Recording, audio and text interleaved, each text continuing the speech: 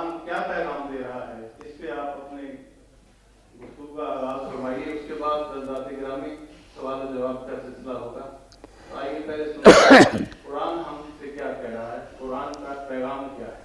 حضرت مولانا محمد اسحاق صاحب جو ہمارے شہر کے ہی نہیں ملک کے نامور عالم ہیں، اور اللہ تعالیٰ نے علم کا بے بہا خزانہ آپ کو عطا فرمایا ہے، آپ دیکھیں گے آپ کے سوالات کے جوابات جو دیں گے جب، تو آپ کو اندازہ ہوگا کہ اللہ تعالیٰ نے یہ ایک نعمت ہمیں عطا فرمائی ہے۔ حضرت مولانا مفتی محمد اسحاق مجدد العالم۔ بسم اللہ الرحمن الرحیم، الحمد للہ رب العالمین، والصلاة والسلام علی رسولہ الامین سیدنا و نبینا محمد و آلہ و صحبہ اجمعین، اما بعد۔ واجب الاحترام حاضرین کرام، قرآن مجید کتابوں میں سے کوئی کتاب نہیں ہے، این کتابیں نیز چیزیں دیگر۔ علامہ اقبال رحمۃ اللہ علیہ فرماتے ہیں تم سمجھتے ہو کہ یہ کتابوں میں سے کوئی کتاب ہے جس کو شوق سے پڑھ لیا اور معلومات حاصل کرنی، نہیں، این کتابیں نیز چیزیں دیگر، یہ کچھ اور ہی ہے جو اللہ تعالیٰ نے لوح محفوظ سے اتارا۔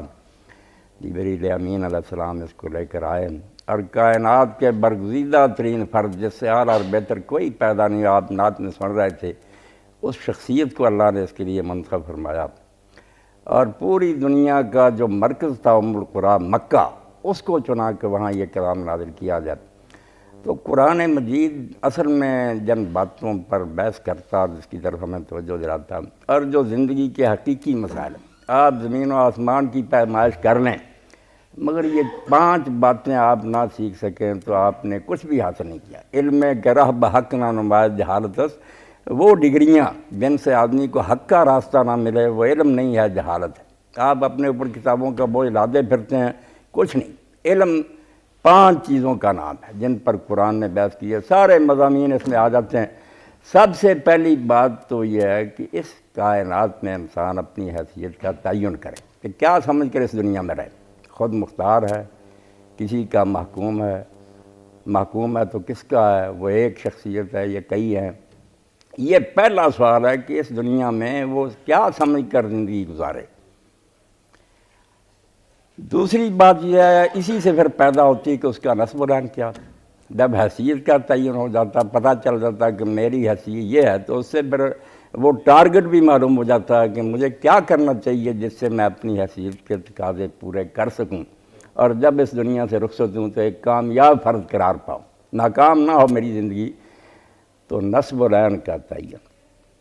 اور تیسری بات یہ ہے کہ کچھ ایسے بنیادی عقائد ذہن میں راسخ کیے جائیں جو کسی حالت میں انسان کو اپنی حیثیت سے غافل نہ ہونے دیں اور اپنے نسب و رہن سے انحراف کی اجازت نہ دیں۔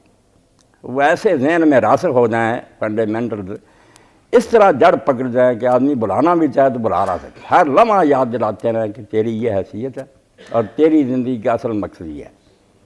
وہ عقائد ہیں بنیادی۔ اور تیسری بات یہ ہے کہ ان عقائد کو راسخ کرنے کے لیے بھی کوئی سامان ہونا چاہیے، یہ یاد دہانی کے لیے کہ انسان بھول نہ جائے، کیونکہ سب سے بڑی جو کمزوری انسان کی اللہ نے بتائی نا، آدم علیہ السلام کی فنا سے بھول گیا، بھول جاتا ہے، کیونکہ اس دنیا میں جو اسلامی عقائد ہیں نا ان کی بظاہر کوئی شناخت نہیں، نہ اللہ نظر آتا ہے، نہ جنت دوزخ نظر آتی ہے، نہ فرشتے نظر آتے ہیں، نہ وحی کے نزول کا کوئی پتہ چلتا، یہ ساری چیزیں غائب ہیں۔ اب ان کی یاد دہانی، تذکرہ کہ آدمی کے سامنے یہ چیزیں ہر وقت رہیں، اس کے لیے کچھ عبادات مقرر ہوئی ہیں۔ یہ نماز، روزہ، حج، اذکار جو ان کو پلرز کہا گیا کہ اسلام کی یہ ستون ہے۔ ستون اسی لیے ہے کہ ان کو آدمی قائم کرے گا تو چھت اوپر قائم ہو سکے گی۔ اگر یہ پلرز نہیں نہ ہوں گے، مضبوط نہیں ہوں گے تو بوجھ نہیں اٹھا سکیں گے۔ پوری زندگی اپنے نسب و رہن کی خاطر بسر کرنا اور ہر لمحہ اپنی حیثیت کا لحاظ رکھ کر چلنا یہ آسان نہیں ہے۔ خود اللہ رب العالمین اس کو کہتے ہیں قولاً ثقیلا، کہ ہم پیغمبر پر جو کچھ نازل کرنے والے ہیں یہ بہت مشکل بات ہے۔ ساری عمر ایک لمحہ کے لیے چھٹی نہیں، لالچ آئے گا، ڈراوے آئیں گے، ان ساری گھاٹیوں میں سے آپ بچ کر گزر جائیں۔ نہ لالچ آپ کو گمراہ کر سکے، نہ خوف آپ کو راستے سے ہٹا سکے۔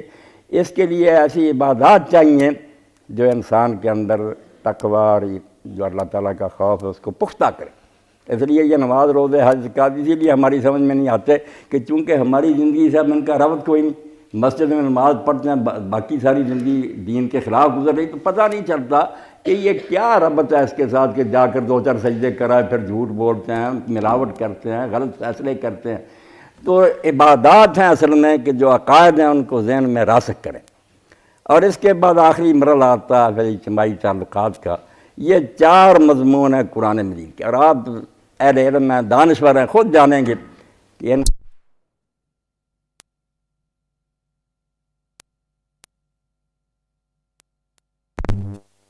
وہ آزاد ہے، محکوم ہے، بندہ ہے، غلام ہے، یا خود ہی آقا ہے، یا اس کا آقا کون ہے، اس دنیا میں اس کی زندگی کا نصب العین کیا ہے، کیا وہ کرے، اور اس کے لیے وہ کیا عقائد ہیں جو ذہن میں اگر جم جائیں تو پھر انسان کبھی غافل نہیں ہو سکتا۔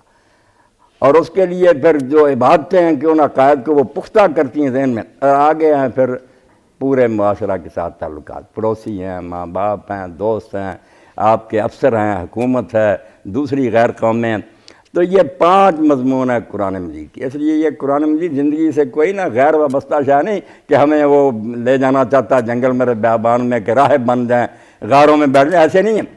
بالکل آپ پوری سرگرمی سے اور پورے انہماک سے اس دنیا میں حصہ لیں، مگر فیصلہ یہ کریں کہ آپ نے کیا سمجھ کر یہ زندگی گزارنی، اپنی حیثیت کا تعین کریں۔ یہ مسئلے ہیں جن پر قرآن مجید نے بحث کیا اور ان کو دلائل سے مدلل کیا، زبردستی نہیں منوایا تحکم سے۔ ان میں سے ہر ایک کے ساتھ براہین ہیں، دلائل ہیں۔ وہ عقل کو اپیل کرتا ہے کہ جو لوگ قوم یعقلون عقل سے کام لیتے ہیں، آئیں قرآن مجید کی ایک بات پر غور کریں، اور اگر کسی چیز کو وہ چیلنج کر سکتے ہیں کہ یہ بات نہیں ماننے میں آتی تو بحث کر لیں۔ ہاتھوا برہانکم ان کنتم صادقین، اگر تم سچے ہو تم بھی کوئی دلیل لاؤ۔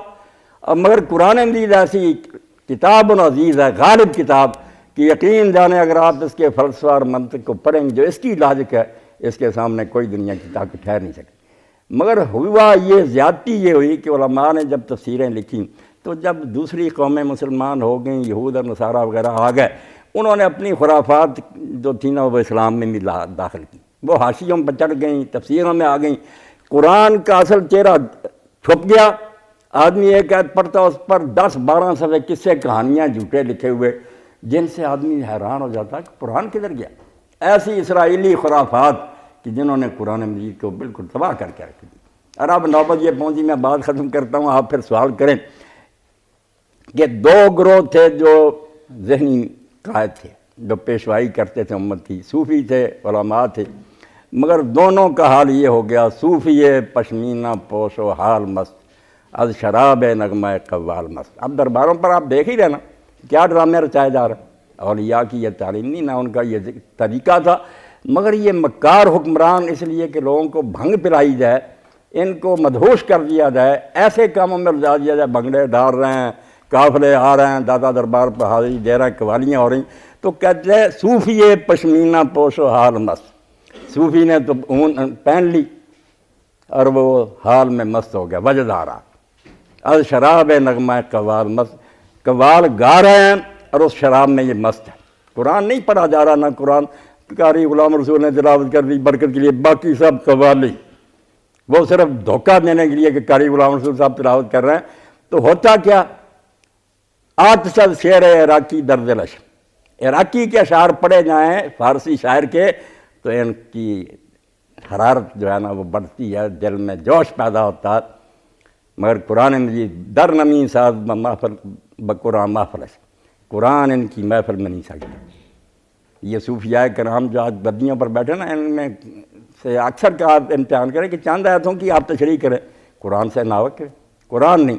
اور مولوی صاحب کا حال یہ ہو گیا، واعظ دستان زن و افسانہ بند، واعظ ممبر پر کھڑا ہو گیا، اس نے داستانیں اور قصے افسانے سنانے شروع کر دیے، واعظ دستان زن و افسانہ بند۔ اور حوالے کس کے ہیں؟ مولوی صاحب حوالہ دے رہے ہیں دیلمی کا، خطیب کا، از خطیب و دیلمی گفتار ہو